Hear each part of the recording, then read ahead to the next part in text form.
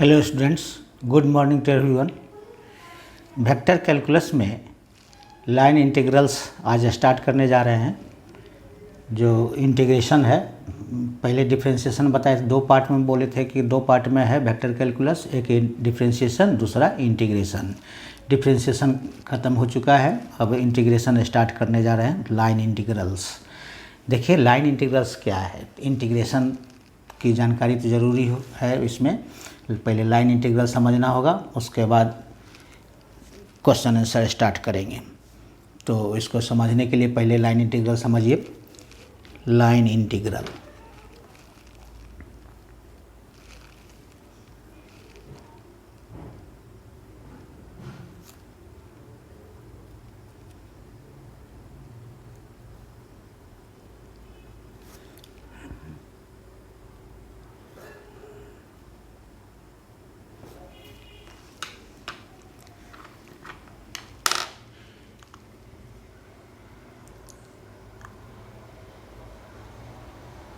X axis है ये,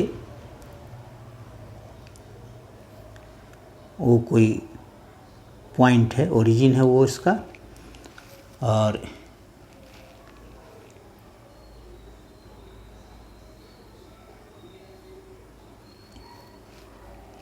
A B कोई आर्क है। ए बी एक कर्व है, ए बी, ए इसको देंगे, ए इसको बी, यहाँ से इसका टेंजेंट टी मान लेते हैं। टेंजेंट ये टी मान लेते हैं।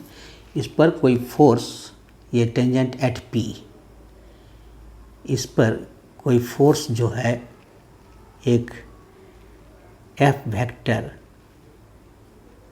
फोर्स एक्ट कर रहा है इस पर। ठीक है, ये आर वेक्टर हो गया। एक्स एक्सिस ये 3 डायमेंशन का है। एक्स एक्सिस इसको कर सकते हैं यहाँ वाई एक्सिस दे सकते हैं, और इसको Z axis, X Y Z हो गया। तो लिखेंगे कि let F vector X Y Z be A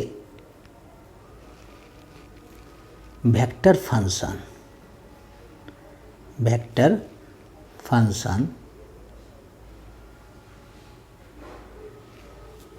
and a curve AB, a curve AB, AB क्या है? कर्व है।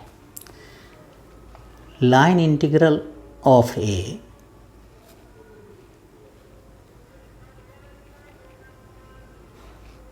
of a vector function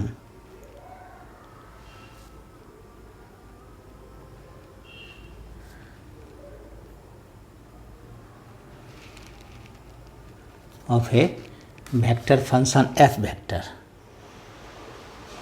f vector along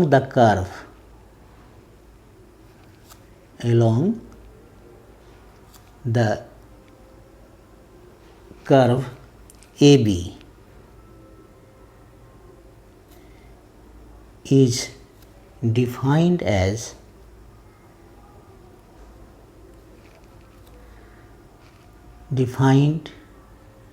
by integral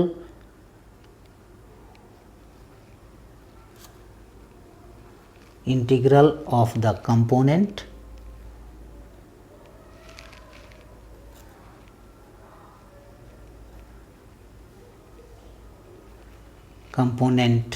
of f vector along the tangent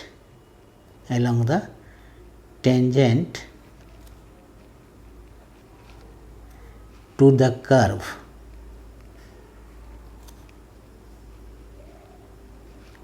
AB। Curve A B. अब लिखेंगे component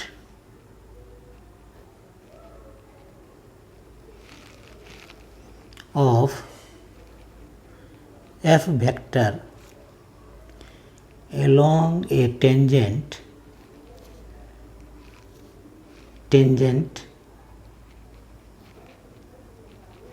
PT at P क्या हो जाएगा? This is equals to dot product of, ये हो जाएगा dot product of F vector, F force है, and unit vector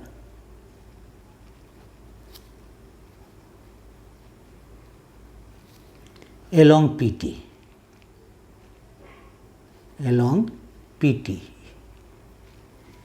क्या हो जाएगा? This is equals to F vector dot dr by ds है सरफेस, dr बाई ds क्या हो गया? dr बाई ds हो गया, ये unit vector is a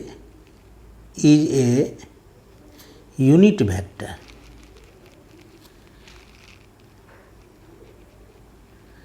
vector along tangent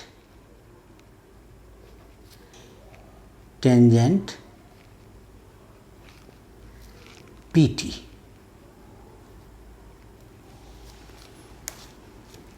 where dr by ds is a unit vector along tangent PT। therefore लिखेंगे therefore line integral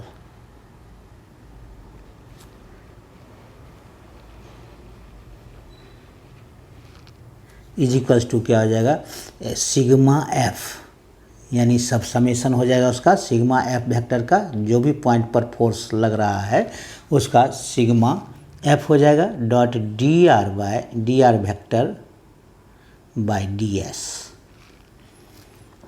कहाँ से कहाँ तक रहेगा? From A to B, from A to B, A से B तक along the curve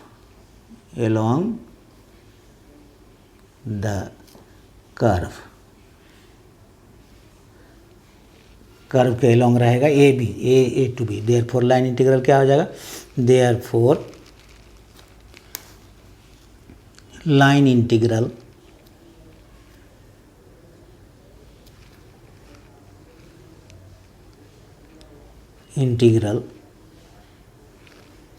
is equals to क्या हो जाएगा? इंटीग्रेशन सी फॉर कर्व है, F vector d are vector by d s किसके रिस्पेक्ट में होगा? इंटू डी एस के रिस्पेक्ट में, D S. This is cause D S cancel हो जाएगा, दिस इज कस टू क्या हो गया? Integration of C F vector into D R vector, ये हो गया हमारा formula. Therefore line integral is equals to क्या हो गया? Therefore line integral is equals to क्या हो गया? इंटीग्रेशन ऑफ सी कर्व है, F vector dot D R vector, ये हमारा फार्मूला आ गया। यही मेन फार्मूला है लाइन इंटीग्रल निकालने का। क्लियर है? लाइन इंटीग्रल का फार्मूला ये हो गया। अब आइए इसका लाइन इंटीग्रल का अब वर्क डन क्या है? Work done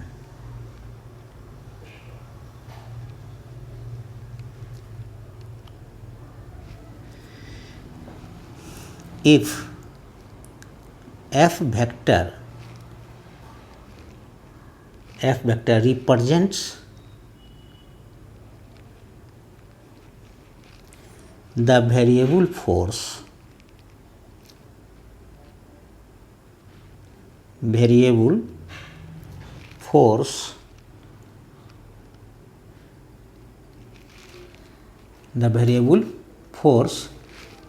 acting on a particle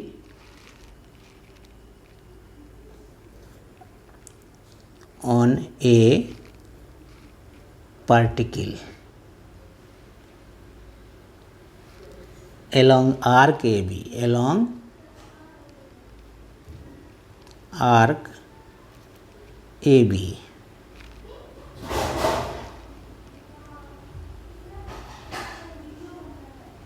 Then the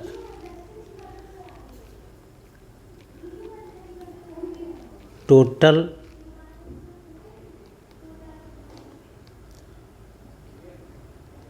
work done क्या हो जाएगा, A to B F vector dot dr vector. therefore क्या हो जाएगा, work done equals to, therefore work done, यही फार्मूला हो गया, therefore work done equals to A to B क्या है, लिमिट है,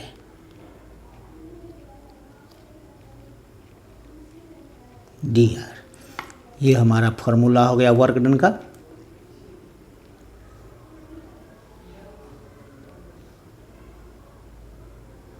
ये वर्क डन का फॉर्मूला हो गया। अब वर्क डन का ये है, उसके बाद देखते हैं फिर दूसरा कुछ, ये सर्कुलेशन क्या है।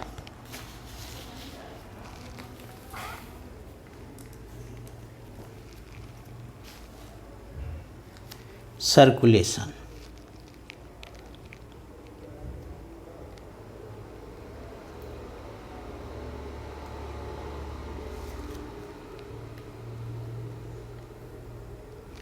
क्लियर है। सर्कुलेशन जो है क्या कहलाता है, उसका क्या सिंबल होता है, ये समझ लीजिए। If F vector represents the velocity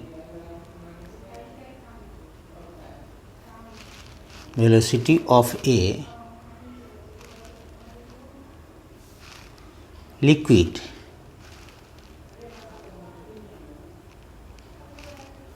then integration C F vector dr vector is called the circulation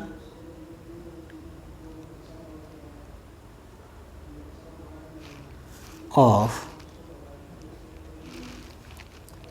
F round the curve, round the curve C.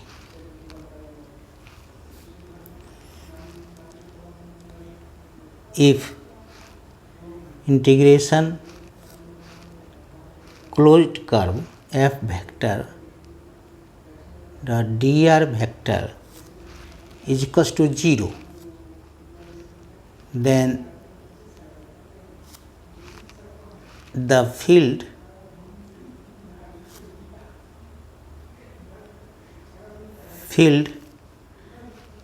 F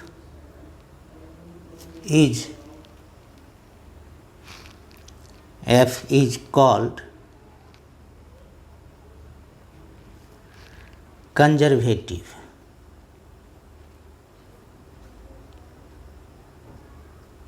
conservative कहलाएगा ये। That is no work is done, work is done and the energy is conserved।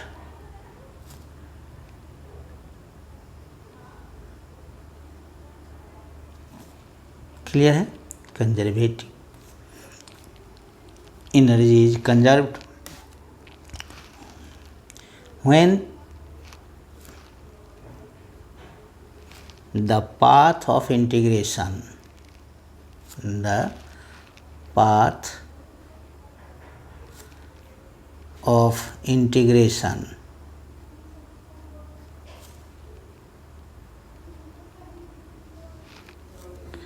is called when the path of integration is closed curve,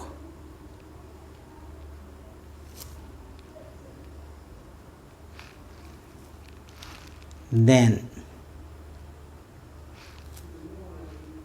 notation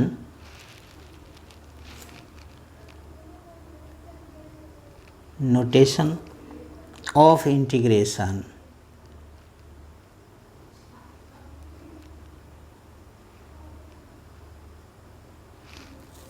is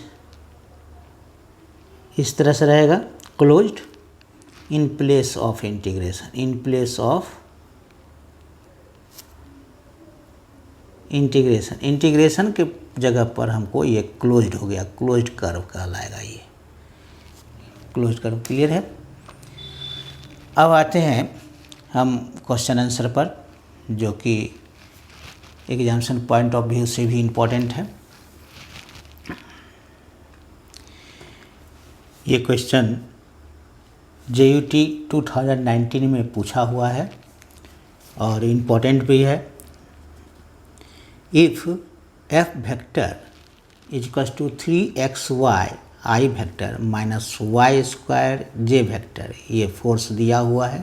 कहता है evaluate integration c, curve है f vector dot dr vector where c is the arc of the parabola y is equals to 2x square from 0 0 to 1 2।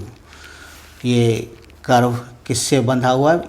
ये integration bounded by किससे है? Arc of the parabola से bounded किया हुआ है। तो इसको लिखेंगे इस तरह से, the parametric equation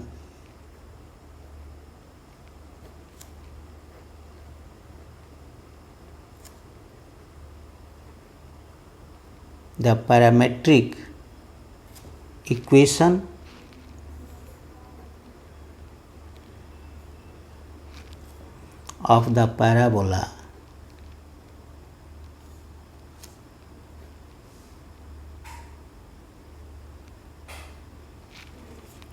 y is equals to क्या है? 2x square.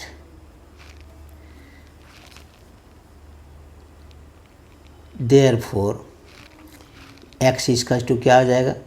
t and parametric equation ये x is equals to t and y is equals to क्या हो जाएगा? 2t square and t varies from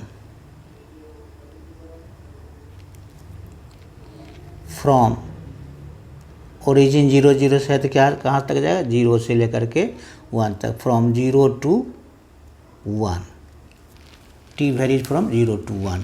तो इसका हम डिफ्रेंशिएट कर सकते हैं, x इक्वल्स टू t क्या हो जाएगा? देयरफॉर dx इक्वल्स टू क्या हो गया? dt। x को हम सारा ये x y को t में कन्वर्ट कर देंगे, dx इक्वल्स टू dt हो गया। फिर एंड dy इक्वल्स टू क्या हो जाएगा? dy बाई dt, यानी dy by dt D T के रिस्पेक्ट में हम इसको डिफ्रेंशिएट करेंगे dy बाई डी टी, तो 2 d t square by d t, this is equal to 2 into 2 t to the power 2 minus 1 2t रहेगा, this is to 4t, there four D Y इसका क्या हो जाएगा 4t dt। हमारा क्या निकल गया, dx निकल गया, dy निकल गया, dx और ये दोनों निकल गए, dx और dy, x और y का वैल्यू तो दिया हुआ है, तब लिखेंगे। और dr क्या होता है, dr वेक्टर, यही होता है dr वेक्टर, इसका टू क्या होता है, ये r हमारा r वेक्टर इसका टू क्या होगा, 2 डायमेंशन के लिए r वेक्टर का होगा xi vector plus yj, 2 dimension के लिए ये हो गया। और यही dr क्या हो जाएगा, dr vector, this is equals to i dx plus j dy हो गया।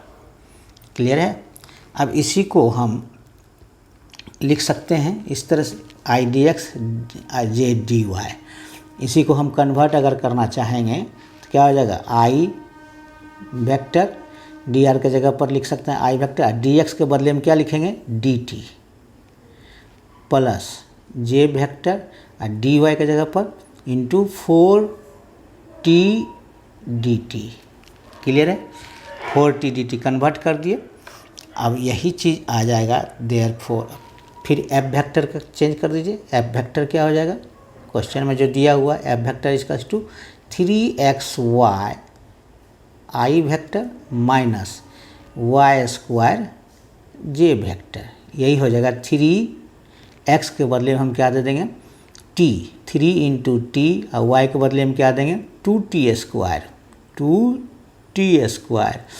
i माइनस y स्क्वायर के बदले में 2t स्क्वायर का होल स्क्वायर j वेक्टर हो गया। यही हो गया, this is cos to f vector क्या हो गया, f vector, this is cos to क्या होगा 3 2 जा 6 और t इंटू टी स्क्वायर कितना हो गया t क्यूब i वेक्टर, और माइनस 2 2 जा 4 और t to the power 4 j vector, f4 से इतना ही हो गया। अब लिखेंगे देयरफॉर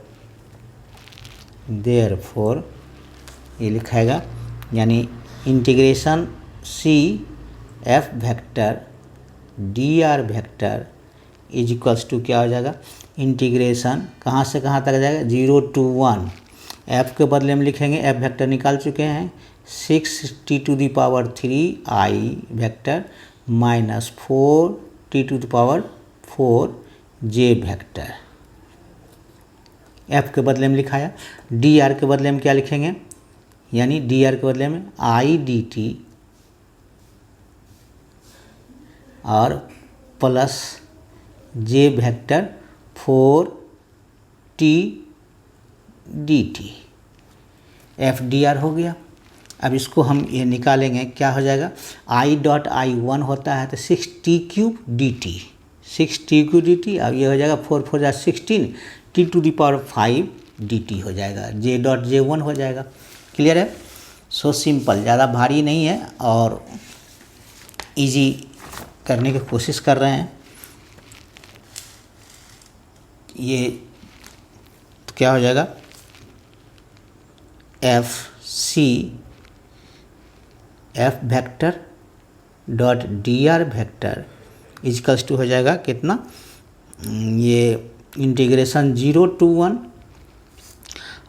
i डॉट i हो गया 1 6t क्यूब dt और minus plus minus minus j dot j 1 हो जाएगा, 4 4 जा 16 t to the power 4 into t था तो 5 हो गया dt। क्लियर है। अब इसको अलग अलग हम इंटीग्रेट कर देंगे, अलग अलग इंटीग्रेट करेंगे तो क्या हो जाएगा हमारा, दिस इज इक्वल्स टू 6 बाहर कर लीजिए, integration of 0 to 1 t⁻³ dt minus 16 integration t⁵ 5 0 to 1 5 dt। इसका निकलेगा क्या, 6 ये हो जाएगा t⁴/4 dx पर 0 to 1 limit minus 16 into t⁶ 5 + 1 6 by 5 + 1 6, ये हो गया 1 to 0। यही हो गया, लिमिट पुट करेंगे, upper limit minus lower limit क्या हो जाएगा, 6 इंटू 1/4 माइनस 0 लिखने की ज़रूरत नहीं है, minus 16/6 into 1 minus 0, 1 to the power 6 1 हो जाएगा, माइनस 0 तो 1 ही हो गया। यही हो गया, this is cos to 6/4 minus 16/4, तो ये कट जाएगा, 2 2 जा 4 और 3 2 जा, ये कटेगा 3 2 जा 8 2 जा। क्लियर है, यानी 3/2 माइनस 8/3, इसका एलसीएम लेंगे 6 हो जाएगा, एलसीएम क्या हो जाएगा, 3 3 जा 9 माइनस 2 माइनस 16, यानी -7/6, यही आंसर हो गया। देयरफॉर लिखेंगे, therefore FCFDR vector equals to -7/6 answer.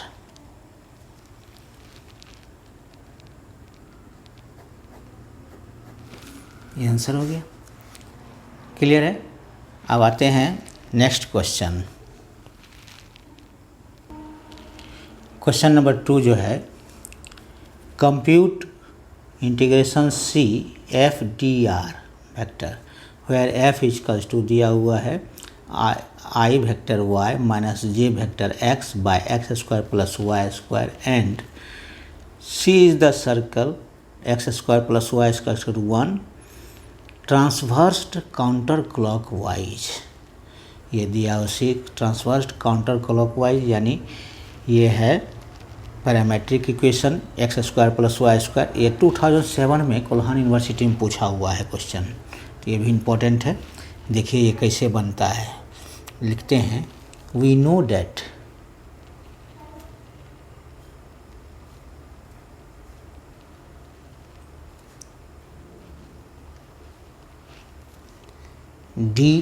R vector, we know that R vector is equals to Ix plus j position vector है jy plus k vector z।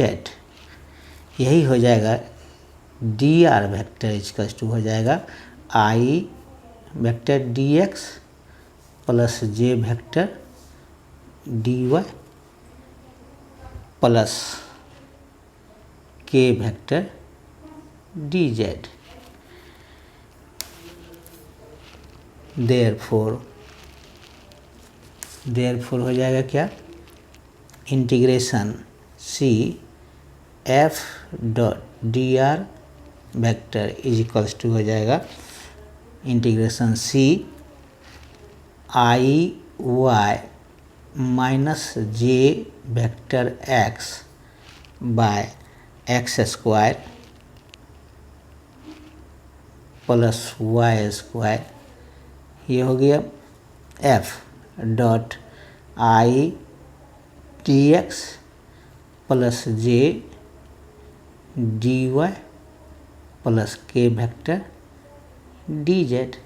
ये I डॉट I हो गया क्या चीज़, ये हो गया 1, यानी y dx integration C y dx minus j dot j हो गया 1, तो x dy हो गया बाय x² प्लस y² दिया हुआ है हमारा 1, लिखेंगे this is equals to integration C y dx minus x dy। Since x square plus y square equals to 1। ये अब आ गया हमारा parametric equation. Now parametric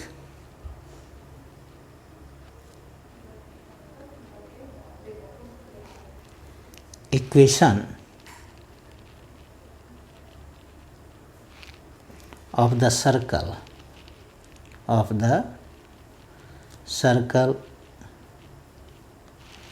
x square plus y square is equals to 1. Put x is equals to cos theta and क्योंकि radius क्या है 1 है इसलिए cos theta, a cos theta होता है तो वो cos थीटा केवल लिखे and y is equals to a sine theta के बदले में केवल साइन थीटा लिखेंगे। ए की जगह पर क्या है 1 है। इसी का हो जाएगा dx equals to minus sine, differentiate करेंगे थीटा के रिस्पेक्ट में dx बाई डी थीटा और d cos theta by d theta तो क्या हो जाएगा माइनस साइन थीटा और डी थीटा इधर कर लेंगे एंड y इक्वल्स टू हो जाएगा d y by d theta equals to cos theta हो जाएगा d sine theta by d theta cos theta तो क्या हो जाएगा cos theta d theta. Clear है। और and theta varies from and theta varies from 0 to कहाँ से कहाँ तक 0 टू 2 पाई, 2 पाई तक जाए सर्कल है तो इसका क्या होगा therefore integration C F d r is equals to क्या है integration C y d x minus x d y, यही है। दिस इज इक्वल्स टू क्या हो जाएगा हमारा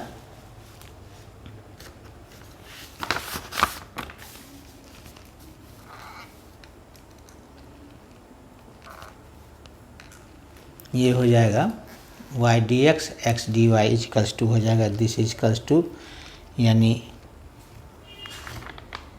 this is equals to integration 0 to 2 pi और वाई डी एक्स वाई के बदले में लिखेंगे हम साइन थीटा और डी एक्स के बदले में लिखेंगे minus sine theta d theta minus और एक्स के बदले में कॉस थीटा और इसका डी वाई के बदले में लिखेंगे cos theta d theta. Clear है। This is equals to 0 to 2 pi ये हो जाएगा minus sine square theta d theta minus cos square theta d theta. This is equals to क्या हो जाएगा माइनस हम कॉमन ले लेंगे माइनस और डी थीटा भी कॉमन ले लेते हैं तो क्या sign square theta plus cos square theta ये हो जाएगा डी थीटा ये आ जाएगा। अब ये हो जाएगा sign square theta plus cos square theta क्या होता है 1 तो यही आ जाएगा। इंटीग्रेशन माइनस बाहर कर लेते हैं केवल d theta 0 to 2 pi this is equals to minus ये हो जाएगा theta 0 to 2 pi this is equals to minus 2 pi minus 0 क्या हो जाएगा माइनस 2 पाई यही आंसर हो गया। क्लियर है। ये आंसर हो गया। लिखेंगे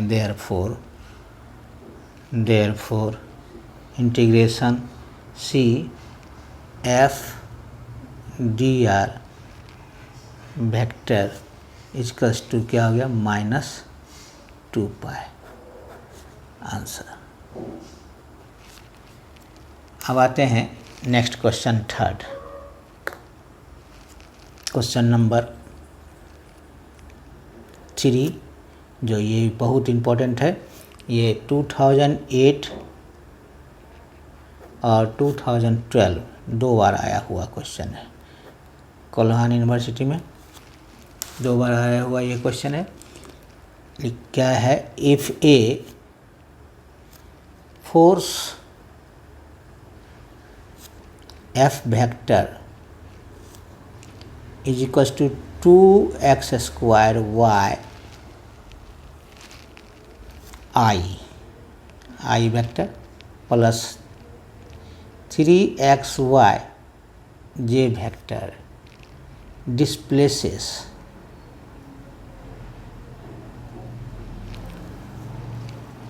a particle, ये बहुत इंपॉर्टेंट क्वेश्चन है, a particle in the xy plane, in the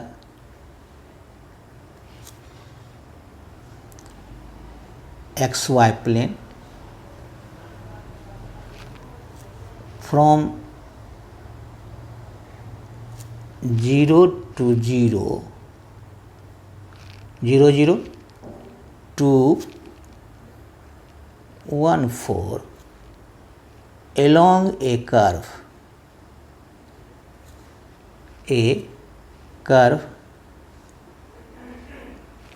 y is equals to 4x². Find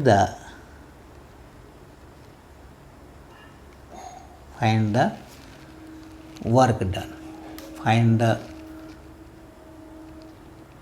work done. हमको वर्क डन निकालना है।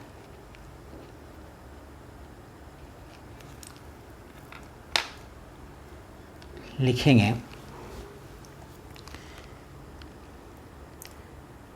we know that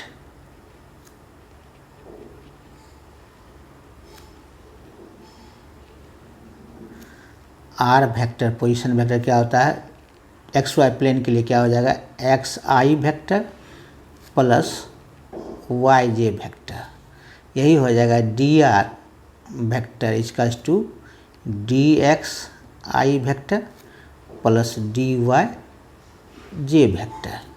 ये आ गया, डी आर हमको निकल गया। तो वर्क डन क्या होता है, वर्क डन इक्वल्स टू क्या होता है, therefore work done is equals to c F vector d are vector. तो यहाँ पर आ जाएगा हमारा ये f हमारा दिया हुआ है, f दिया हुआ है कितना, f दिया हुआ है 2x² y i vector plus 3xy j vector into D R vector कितना हो जाएगा, d x i vector plus d y j vector, यही हो जाएगा। अब ये नाउ अब इसको हम इस तरह से लिख सकते हैं, इंटीग्रेशन सी 2x² y dx कर सकते हैं, 2x² y dx I dot I 1 हो गया plus 3xy dy J dot J क्या हो गया, जे डॉट जे 1 हो गया। कितना आ गया हमको।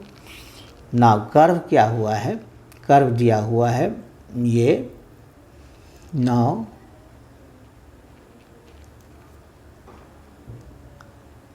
कर्व, नाउ गिवन कर्व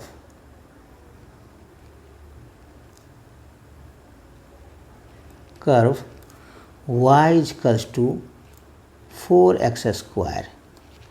अब y को बदले में क्या करेंगे, 4x², तो इसका क्या हो जाएगा, डिफ्रेंशिएट कर देंगे किसके रिस्पेक्ट में, x के रिस्पेक्ट में, यानी dy/dx equals to 4 dx² by dx, this equals to 4 into 2x हो जाएगा ये D Y Y D there four D Y इसका क्या आ गया 4 2 जा 8 x डी एक्स हो गया। डी वाई का वैल्यू हमको निकल गया और y का वैल्यू दिया हुआ है, तो हम इसमें पुट कर सकते हैं और लिखेंगे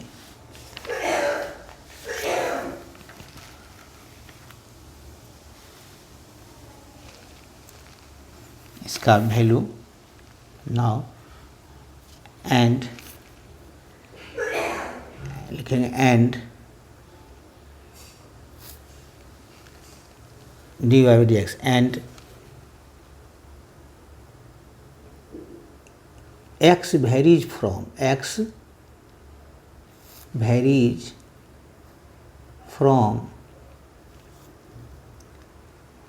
0 to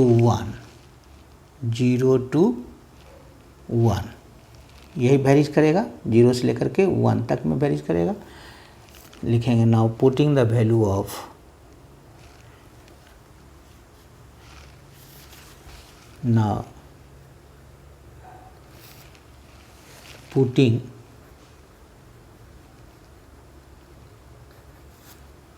the value of y and dy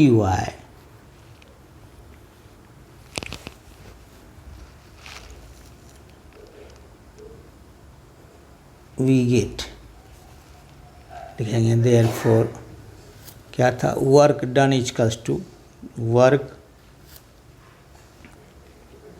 done equals to क्या हो जाएगा हमारा 0 to 1 कहाँ से कहाँ है 0 to 1। अब उस ऊपर में हम निकालें 2x स्क्वायर क्या था 2x स्क्वायर y के बदले में क्या लिखेंगे हम y के बदले में 4x स्क्वायर और 2x square Y d x है तो डी एक्स ही रहेगा ही प्लस फिर लिखाएगा क्या ये है 2x square Y d x 3xy है तो 3 इंटू एक्स इंटू वाई के बदले में लिखेंगे फिर 4x स्क्वायर y के बदले में 4x स्क्वायर और डी वाई के बदले में 8x डी एक्स। क्लियर है वो this is equals to 0 to 1 4 2 जा 8 हो गया x to the power 4 d x plus 4 3 जा 12 x टू द पावर 4 3 जा 12 96 ये हो गया 96 4 3 जा 12 8 जा 96 x to the power 4 dx दोनों सेम है तो ऐड कर देंगे कितना हो गया इंटीग्रेशन 0 to 1 ये हो गया 104 x to the power 4 dx दोनों सेम है इसीलिए इतना आ गया।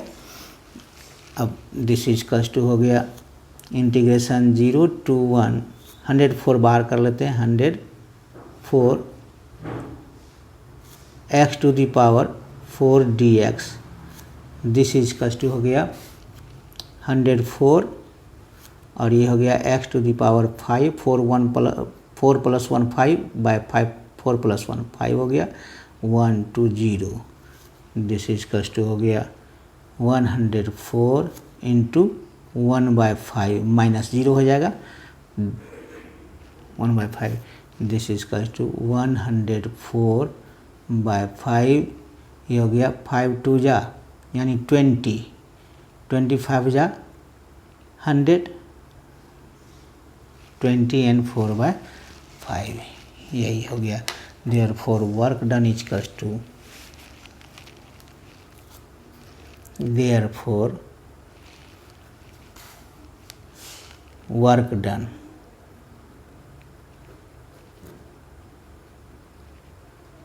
is equals to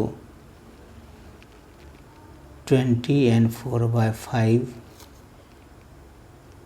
यूनिट, यही आंसर हो गया। क्लियर है? वर्क डन इस तरह से निकाल लिए हम। ये इम्पोर्टेंट क्वेश्चन है, बनाने की कोशिश करेंगे। सो सिंपल, ज़्यादा भारी है नहीं, ज़्यादा भारी इसमें कुछ नहीं है।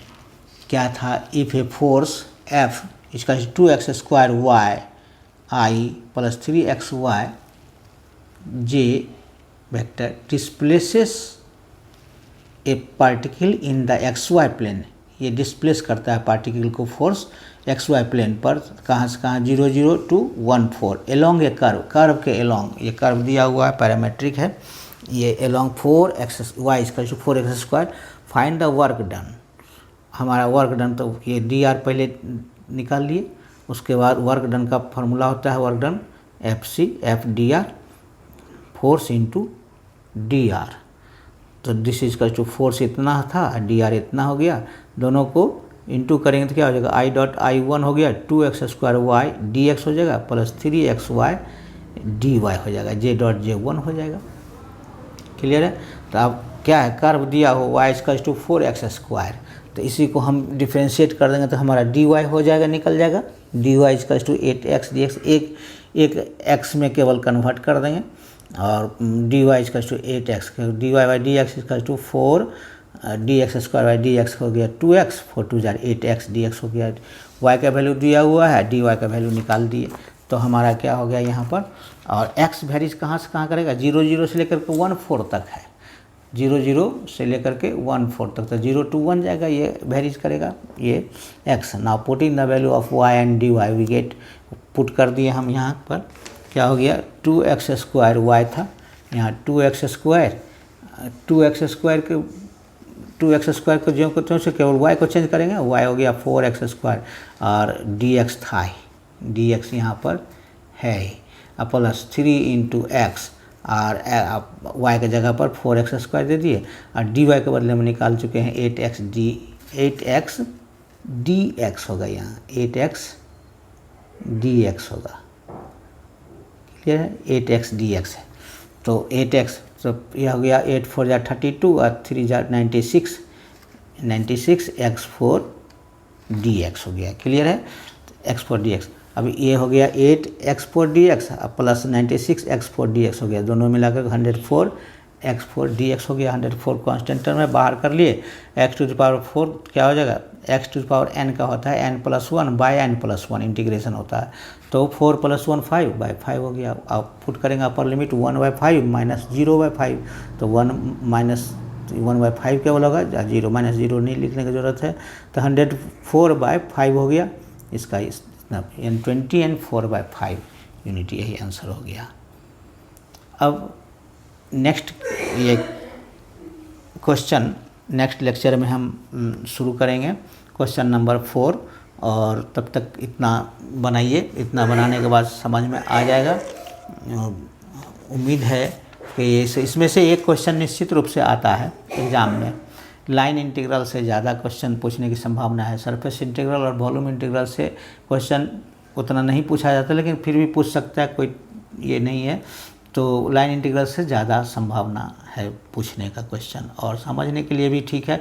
अगर आप लाइन इंटीग्रल समझ जाएंगे और सरफेस इंटीग्रल समझ जाएंगे, वॉल्यूम इंटीग्रल समझ जाएंगे, तो आपको line integral related to Green's theorem and surface integral related to Stokes theorem and volume integral related to Gauss divergence theorem, तीनों का रिलेशन है। तीनों का रिलेशन लाइन इंटीग्रल का ग्रीन्स थ्योरम से रिलेशन है। अगर लाइन इंटीग्रल समझ जाएंगे अच्छी तरह से, तो ग्रीन्स थ्योरम आपको समझना आसान हो जाएगा।